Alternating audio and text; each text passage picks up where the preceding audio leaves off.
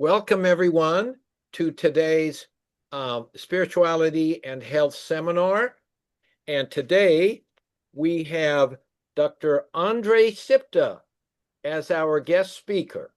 So Dr. Sipka is going to be talking about barriers to physician and patient prayer. Dr. Sipta is an associate professor of clinical science at the Kaiser Permanente Bernard J. Tyson School of Medicine.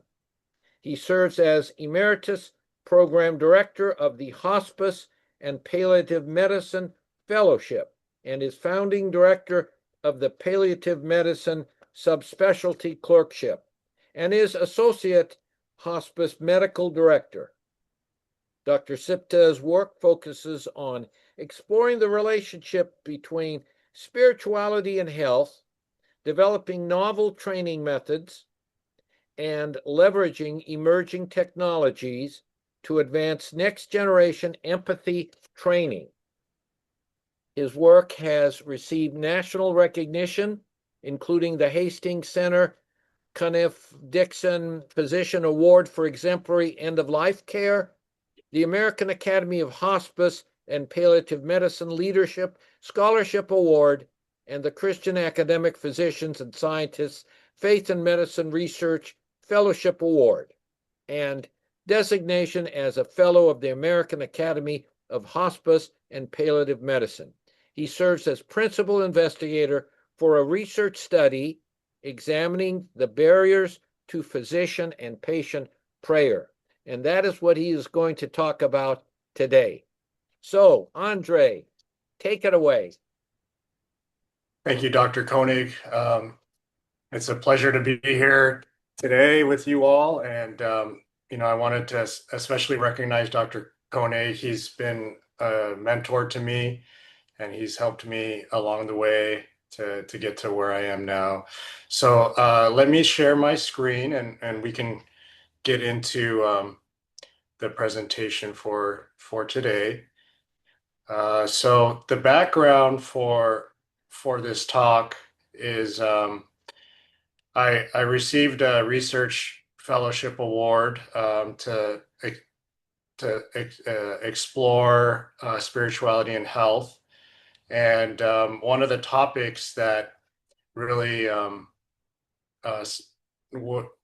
seemed very compelling to me was prayer. For a couple reasons. One, in my personal practice as a palliative medicine physician, I pray a lot with my patients, and I'm very careful in not bringing up prayer when I don't think it's helpful, or if it's not patient-centered. But I was surprised to discover that my patients would bring up prayer to me, partly because of being at the end of their life. They are more reflective, and also because of the relationship that we've developed together. So that's kind of and also in the literature, there's kind of a gap on guidance on how to do physician and patient prayer and just understanding it better. Can you see my screen now? Yes. Yes, we Okay. can see your screen, and it's maximized so it looks good. Okay, thank you. So these are the objectives for today: to describe the link between spirituality and health, explain the role of physician and patient prayer in healthcare, describe the physician and patient prayer study. So first, there are several definitions of spirituality.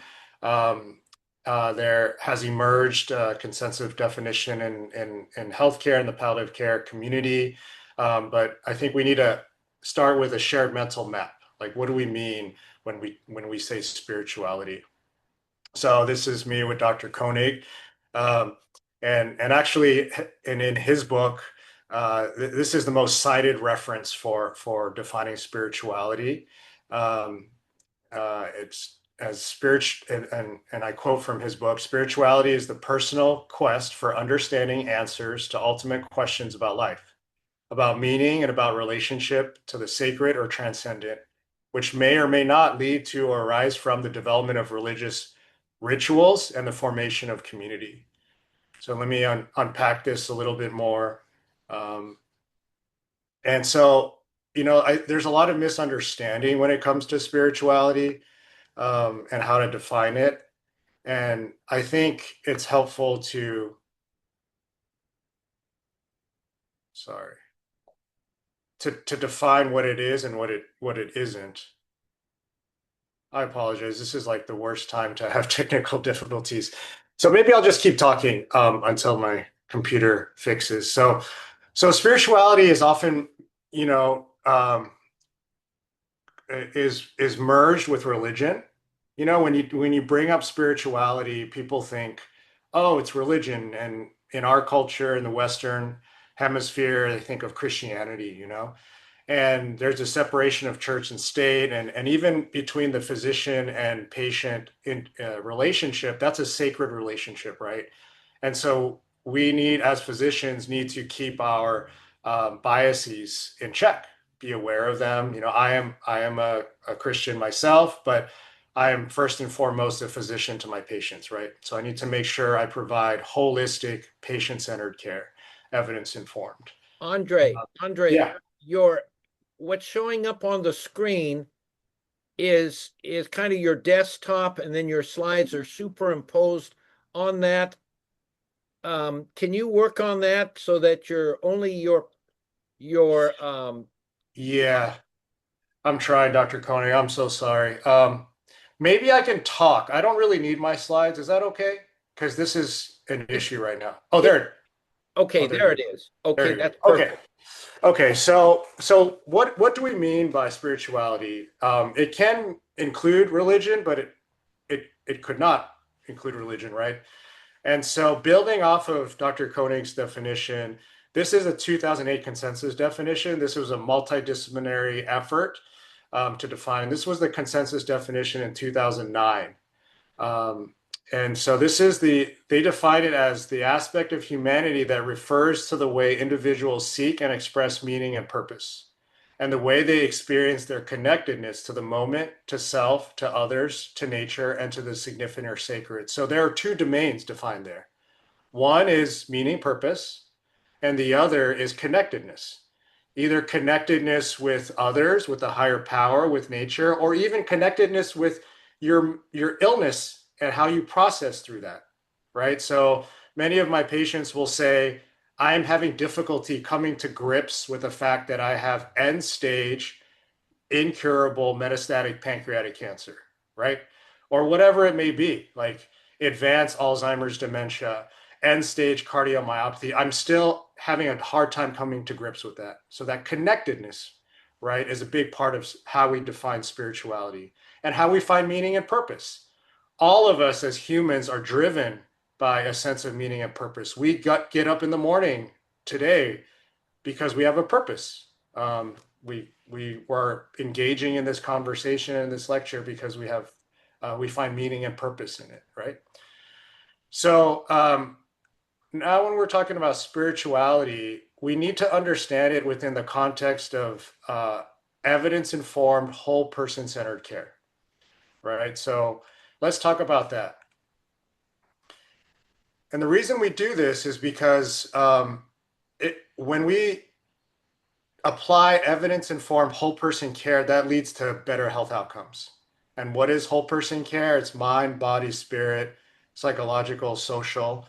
And if we approach healthcare, whether it's in serious illness or in general health in that way, that leads to better health outcomes. Specifically, when it comes to spirituality, if we incorporate it in this paradigm, it also leads to better health outcomes, both in serious illness as well as in general health. And this was most clearly demonstrated by a systematic review in 2022 by Tracy Balboni at Harvard, published in JAMA, where her and her team reviewed the literature over the past 2 decades and the studies, and they synthesized it all. It is the most robust and rigorous systematic review on the topic of spirituality and health to date. And many of you probably are familiar with this study, but it showed that spirituality is linked to longer survival, better quality of life in both serious illness and in the general health population. And so these are some of the evidence-based statements from that study. This is they categorized it in strong, and then you only use the top 12 strongest conclusions. And then these are some of the implications, right? So now we're going into this, we're talking about the gap. Okay, great. The spirituality is linked to better survival, better health outcomes, better patient-centered care. But the gap is that it's not being integrated into our standard of practice.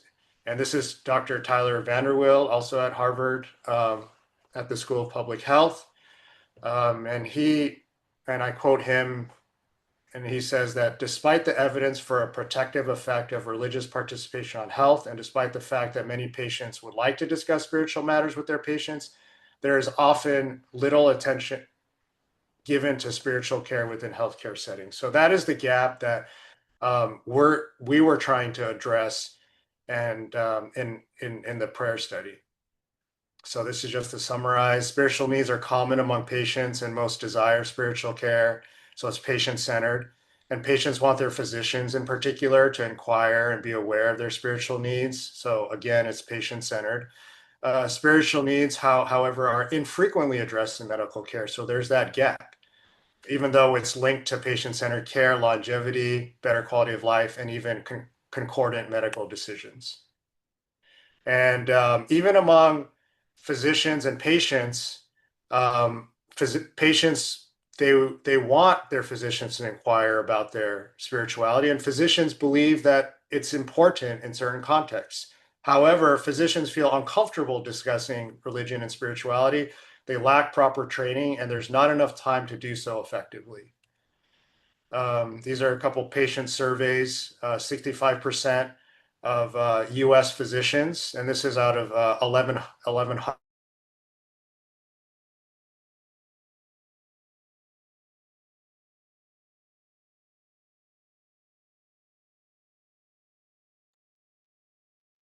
Okay, Andre, we've lost you. We cannot hear you.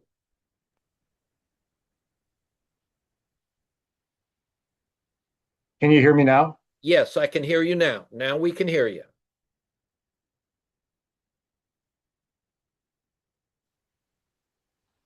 Now we, Okay. You see my, yes, we can see your screen. it says prayer. Yes. Okay.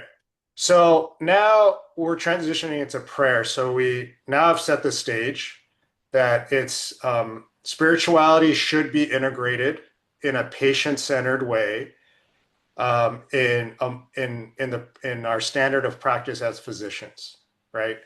Now we're transitioning to prayer, and the reason I selected prayer and focused on prayer is because prayer is the most common spiritual practice among among Americans, and even across different religions, and even those who my patients who tell me they're agnostic, they still ask me to pray.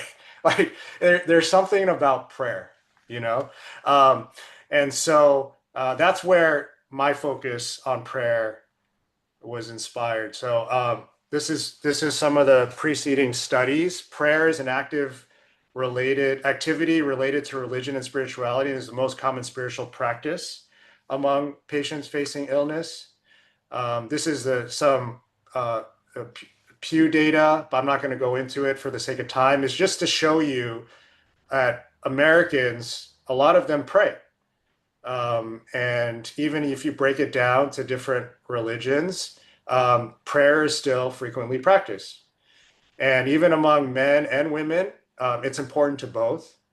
And even when you look at marital status, prayer is important, whether they're married or they're widowed, never married, divorced. And in healthcare in particular, these are some studies that demonstrate the importance of prayer as part of whole person-centered care. And And then even the effects of prayer have been noted in studies. So this was a study in 2015 showing how prayer reduced anxiety among mothers of children with cancer, reduced the level of concern among those who believe in a solution to their problem, improved physical functioning among those who believe in prayer. And even in this study with this was Michael Balboni, so Dr. Tracy Balboni's husband, who also has done a lot of research on this topic. In fact, our research builds upon his. In advanced cancer patients, most patients and practitioners view patient-practitioner prayer as at least occasionally important. Most patients view prayer as spiritually supportive. Appropriateness of patient-practitioner prayer is case-specific, requiring consideration of multiple factors. So that's where the patient-centeredness comes in, right? It's a judgment call. When is it appropriate? When is it helpful for our patients? When is it not? And I think there needs to be a lot more guidance and research to help guide best practices. And this is another study that looked at pain, the effect of prayer in managing pain. And the senior author is Dr. Ben Doolittle, who Dr. Koenig has mentored as well, and who gives talks at Dr. Koenig's conferences. And Dr. Doolittle just published a book on Real Physicians, Real Faith, that Dr. Koenig contributed to. I contributed to if you're interested. He's at Yale. But this study showed that active prayer to God, either recited or listened to, emerged as a potentially beneficial intervention for patients with religious beliefs undergoing surgery or induced painful procedure. Prayer effect does not seem to be mediated by opioid pathways. So the reason this is an interesting study is because my patients, when they have intractable symptoms, whether it's pain, whether it's intractable nausea in the setting of inoperable malignant bowel obstruction, many of them ask me to pray, like to pray that their pain would get better, like their nausea would improve so that they can actually sleep, that they can actually like interact with those around them. Because in malignant bowel obstruction, you're vomiting like 20 times a day. Like imagine, right? Like it's in a sense worse than pain. And then spiritual distress. A lot of my patients, that's the most debilitating symptom for them is this existential distress. And regardless of their religious backgrounds, I've had atheists, agnostics, Muslims, they ask me to pray that their symptoms would get better, right? And then now we're seeing that there's a link between prayer and improved symptoms. We did a study as well showing that spiritual distress is linked to other symptoms in our home-based palliative patients. However, there are still limited studies to guide best practices on physician and patient prayer. Despite its potential benefits, that it's patient-centered, it's in line with whole person care, and it improves health outcomes. There are potential harms that we need to talk about, and I've witnessed these in my training, and I try to be very sensitive to this. I don't want to harm my patients in any way. But if you bring up prayer inappropriately or when it's not welcomed by the patient, it could be coercive, right? Because patients view physicians as an authority figure, right? And they may be hesitant and uncomfortable to disagree with their physicians. So if a physician just on their own brings up prayer and the patient does not want prayer, they may just say yes because they don't want to offend their physician, right? Even though they don't want that. And so it could be coercive and it could be traumatic. The fact of the matter is, it's crystal clear. So many unethical and horrendous atrocities have been committed throughout history in the name of religion. It's a fact, and it still happens today. And many of us, we're traumatized by our experiences with religion and with religious communities. And if you bring up prayer in a way that's not patient-centered to someone who has had all that trauma, it can bring up a lot of memories and distress related to their history of trauma related to religion and even prayer. And then finally, it can compromise the sacred physician and patient relationship, right? So this has to be done well in a patient-centered way. So now we're transitioning to our physician and patient prayer study. So as Dr. Koenig mentioned, I'm the PI, and we went through our Kaiser Permanente IRB. Those are a couple of the students at our medical school that helped me. That's our medical school in Pasadena. Some of my work there is on extended reality. So every student has a extended reality hardware, and that their anatomy lab is a mixture of extended reality, and then our simulation center as well.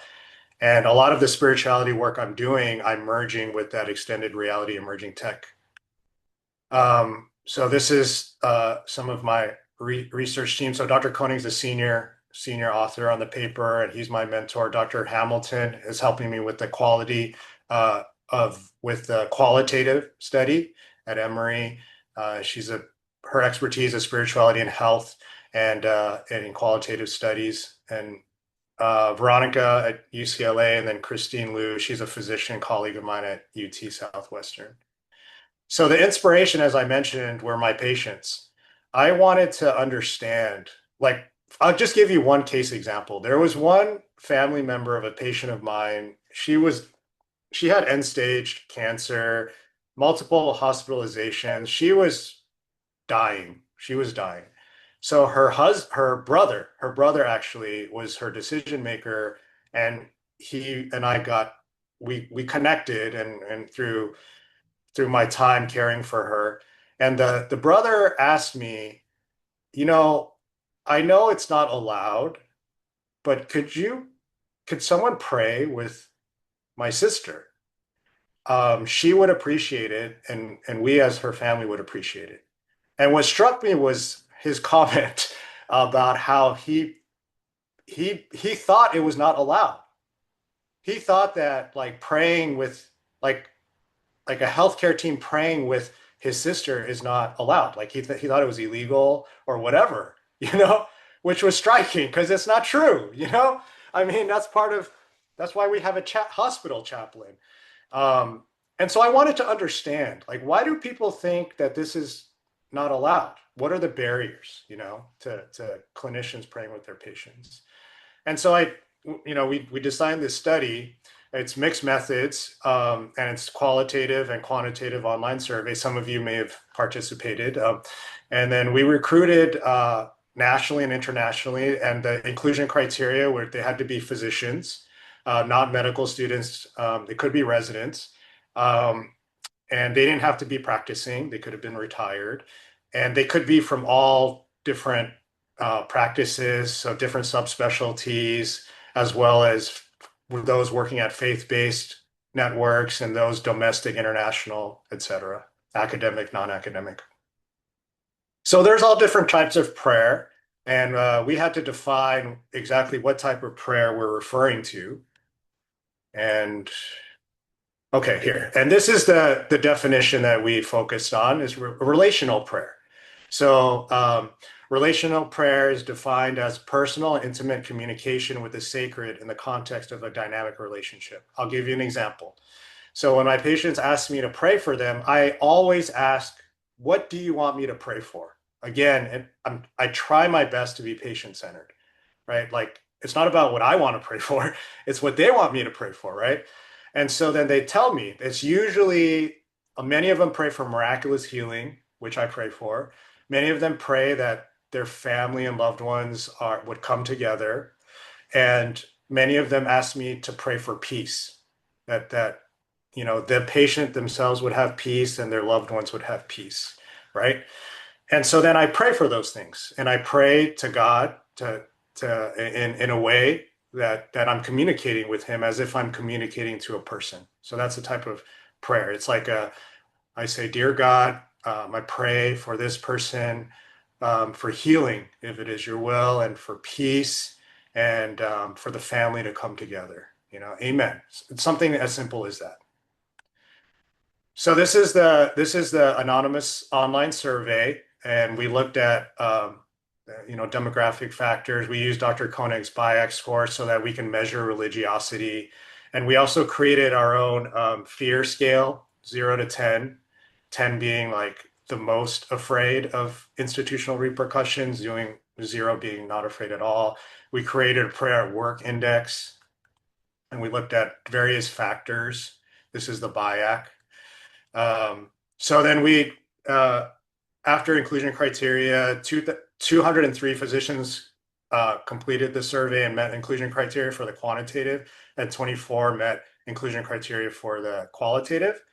The quantitative study was published in the Journal of Religion and Health last September. We're still working through the qualitative data.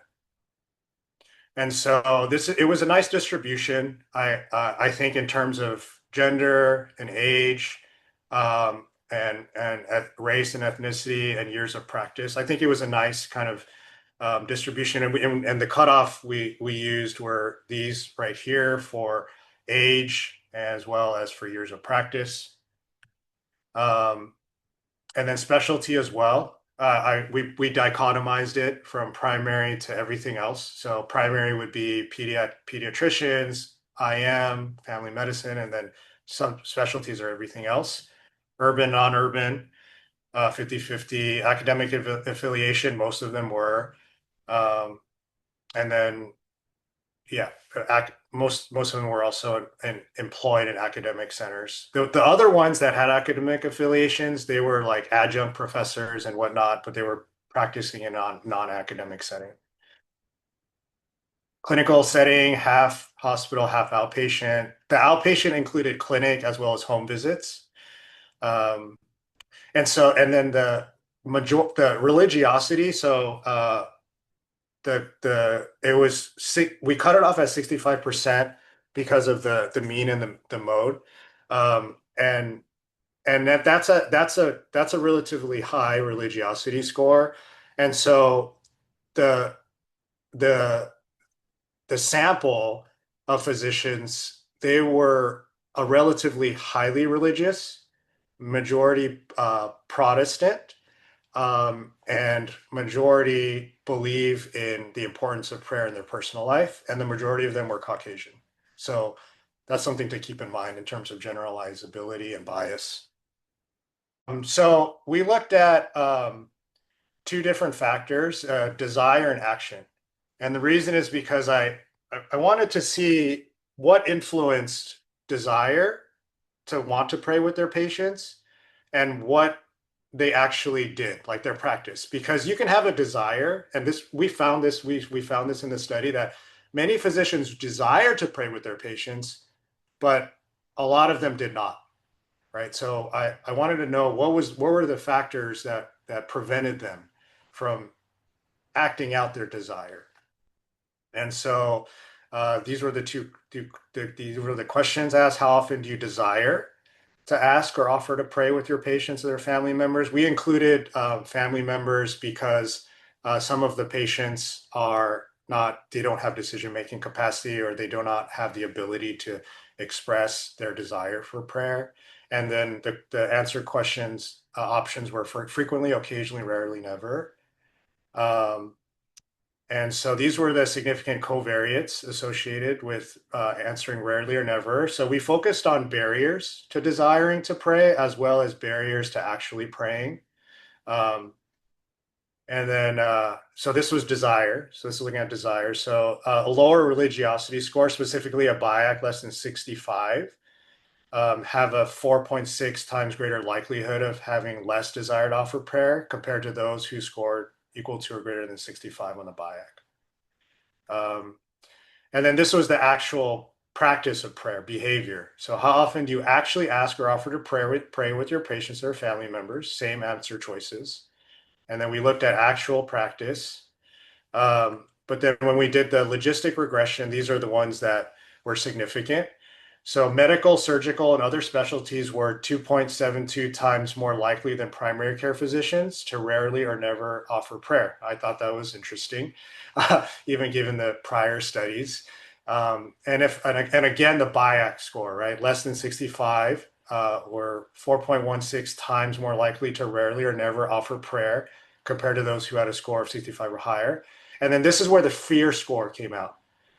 And the question was pretty much like, how afraid are you of institutional repercussions as a result of you praying with your patients? So a fear score of equal to or greater than 5 were 6.48 times more likely to rarely or never or offer prayer than those with a fear score of less than 5. So I thought that was really interesting because there's not a whole lot of studies like looking at fear. Like physicians, I mean, my colleagues, they tell me like anecdotally that they're afraid of getting in trouble to pray, but there are not a lot of studies that kind of demonstrate that fear, right? So I thought that was pretty interesting.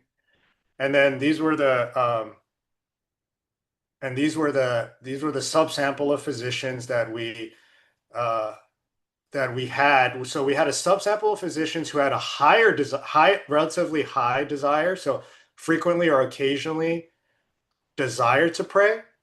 However, they actually prayed never or less, or they prayed less than they desired to want to pray, if that makes sense, right? So that was the inclusion criteria for the subsample of 178 physicians who had a frequent or occasional desire to pray, but rarely or never prayed. Because we're looking at barriers. What kept them from living out their desire to pray or acting on their desire to pray and offer prayer to their patients. So of the entire sample, 88% frequently or occasionally desire to pray or offer prayer to their patients or family members, right? So these were some of the covariates that were significantly significant, but when we ran it through the logistic regression model, these were the two that were significant. So again, medical, surgical, and other subspecialties were 2.32 times more likely than primary care physicians to rarely or never offer prayer. Again, this was a sample of physicians who had a higher frequency of a desire, right? And then institutional repercussions, the fear. That was the other significant barrier.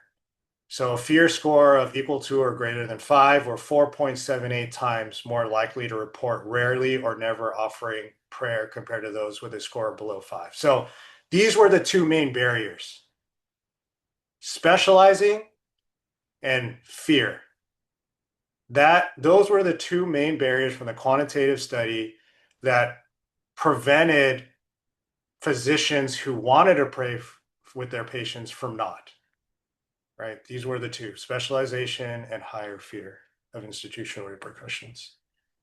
So I'm going to stop it there because we're still the qualitative study is still ongoing, and hopefully we're going to publish that soon. And I'm happy to talk about that at a later time. But for the sake of our time, and I know I had a lot of technical glitches, so I apologize. And I want to be mindful of everyone's time. I can just stop it there.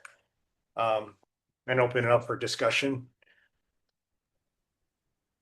Okay, Andre, thank you so much. What a great study. What fascinating findings. So I'm Thank going you. to open it up now to our audience here, participants, and just unmute yourself, show your face on your camera and ask your question.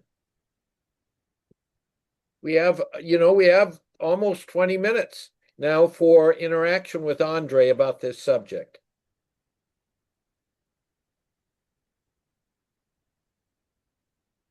Yeah, and I'd love to hear your thoughts too. I mean, just what do you think about the results? And is it Mr. Covington?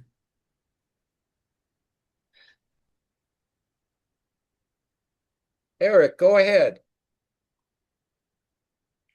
Unmute yourself.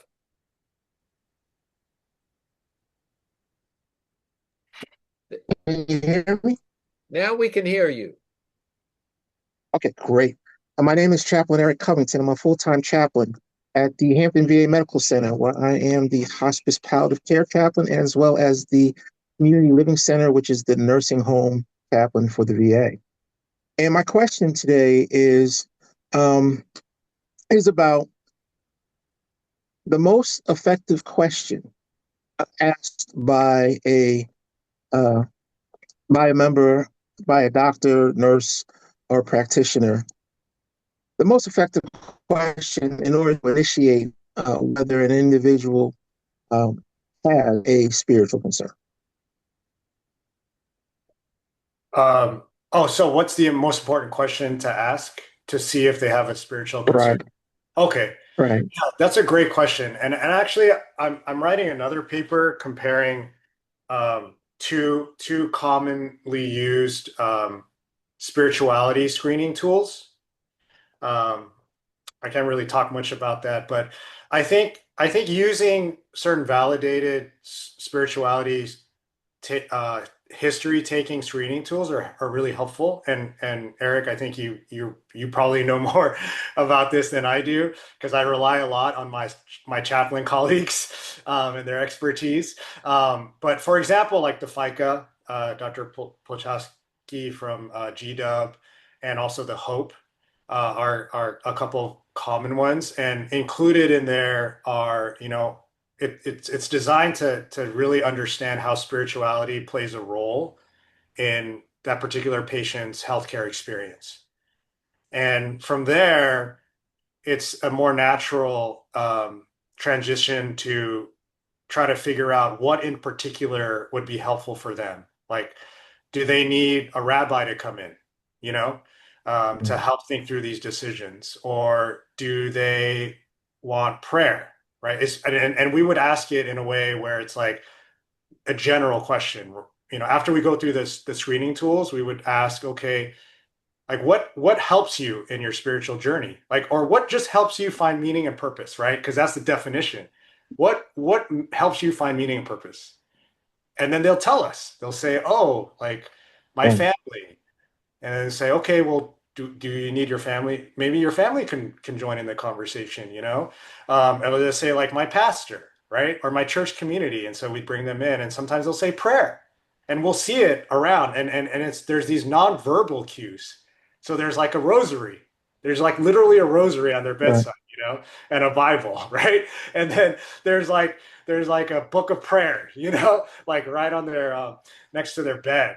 And so then I'll ask. I'll say, "Oh, I noticed there's a book of prayer. Like, are you reading through that?" And they'll say yes. And I say, how do you pray? Like, is it helping you and whatnot, right? So things like that. And Eric, I'm sure you do a much better job in identifying spiritual needs, as a spiritual care specialist. But I think the idea is, okay, use validated tools to start somewhere, but then make sure it's patient centered. You ask the questions. You got to ask a lot of questions before you start, like, saying, "Oh, this is what we should do. Oh, let me pray for you," right?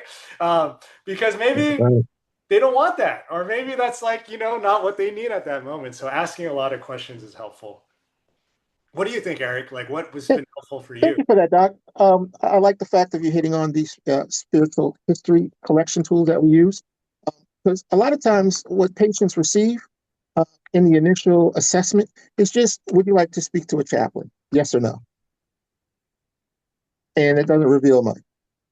Yeah, So yeah, I thank you for just broadening out the fact that there's a little bit more, there's a little more questions to ask than just, "Would you like to speak to a chaplain? Yes or no?"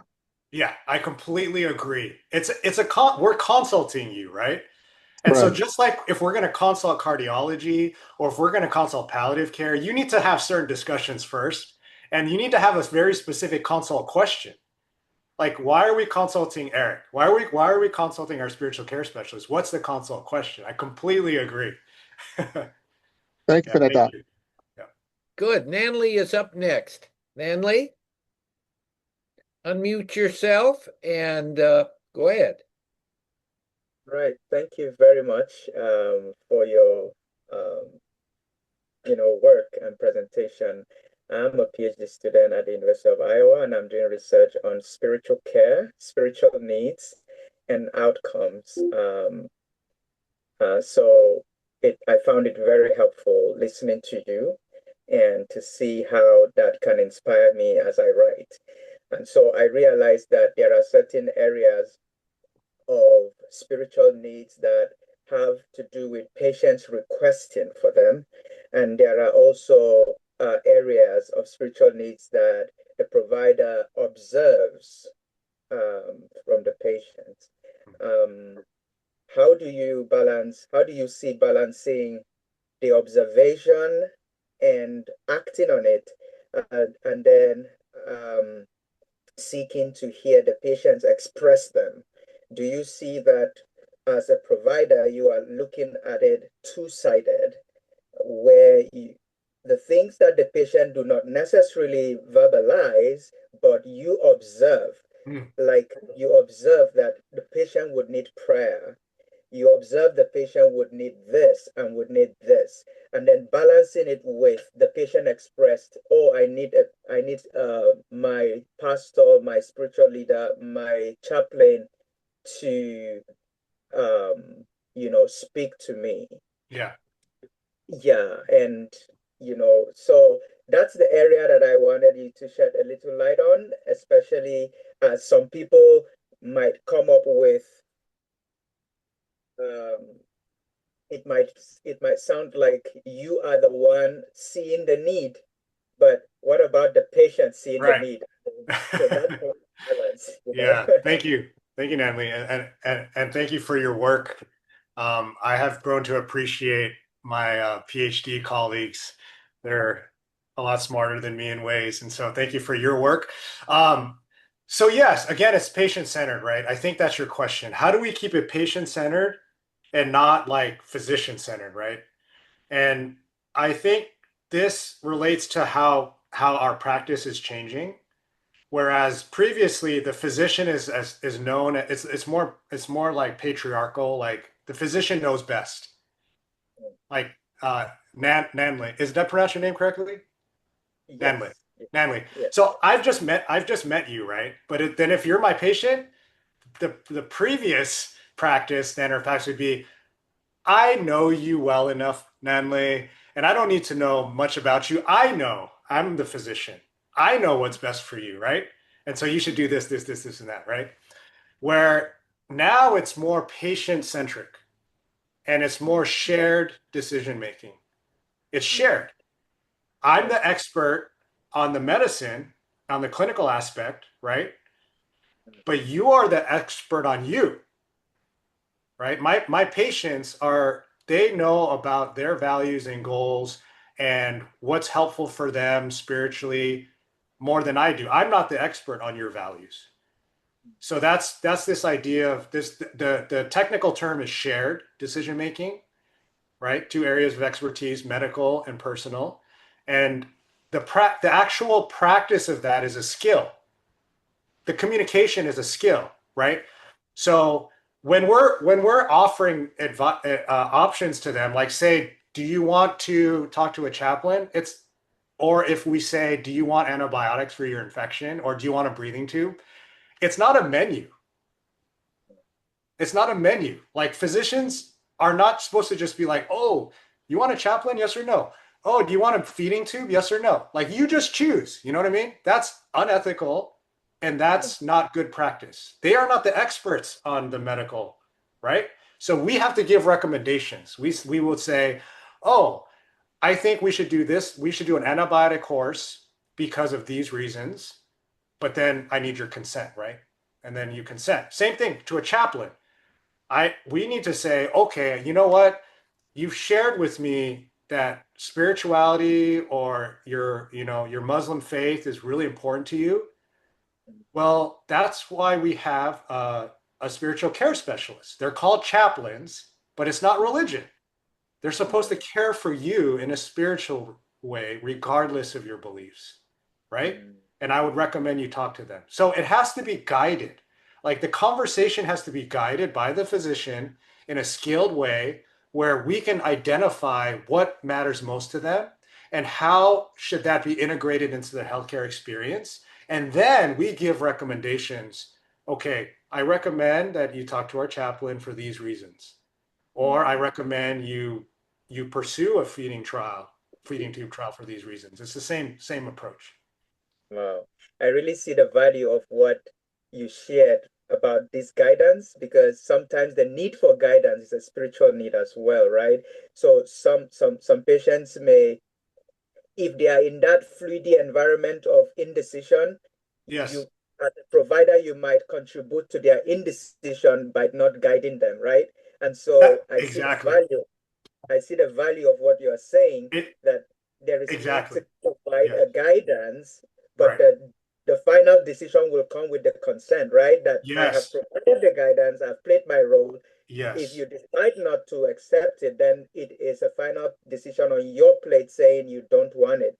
That's So right. I can see the wisdom in that. Thank you so That's right. much. Exactly. That's Thank why I you. say it's not ethical to just not give any guidance. It's our job.